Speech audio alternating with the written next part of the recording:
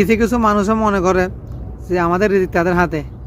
আমি তাদেরকে বলতে চাই, দেখেন সম্মানিত ভাই, চাচা, মামা, খালু, আঙ্কেল, যেটা আমি আপনাদেরকে বলি শোনেন, রিজিক কারো হাতে না, রিজিক আল্লাহর হাতে। জাস্ট আপনি একটা উছিলা, তার বিনিময়ে আমরা কী করতেছি, আপনাকে শ্রম দিতেছি, পরিশ্রম করতেছি। 1 ঘন্টা জায়গা 2 ঘন্টা কাজ করতেছি, 2 ঘন্টা জায়গা 3 ঘন্টা, 3 ঘন্টা জায়গা 3.5 ঘন্টা কাজ কিন্তু কম করতেছি না। আর আপনি আমাদের কাজের যে পরিমাণ কাজ করি সেই পরিমাণ আপনি আমাদেরকে টাকা দিচ্ছেন না, পরিশ্রম দিচ্ছেন না। কিন্তু দিন শেষে আপনি কি বলেন যে আপনি আমাদের খাওয়া দিচ্ছেন, আসলে এটা একটা ভুয়া কথা। এটা কোনো, এই কথা কোনো লজিক নেই।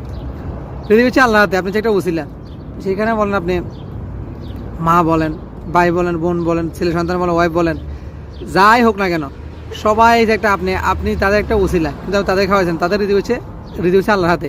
আর আপনার মাধ্যমে আল্লাহ তাদের রিজিক দিছে, আপনি জাস্ট একটা উছিলা। তো আপনি আমাদের কীভাবে খাওয়ান? কেউ কারো খাওয়াইতে পারে না, রিজিক হচ্ছে আল্লাহর হাতে। আমি সেটা বারবার বলি, কিন্তু অনেকে এটা বুঝে না।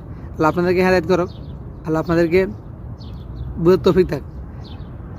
আর আরও যে পরিমাণ কাজ করি সেই পরিমাণ টাকা কিন্তু আমরা পাইতেছি না। তো অনেকে বলে কি আমি মোরে খাওয়াইতেছি, আমি মোরে ইয়া করতেছি, এটা যে একদম বুয়া কথা। এ কথা কোনো ভ্যালু নেই। আপনি সব কিছু বুঝেন, আপনাদের শ্রম করলে টাকা দিতে হয়, গাম শুকানোর আগে আপনি সেটা বুঝেন না।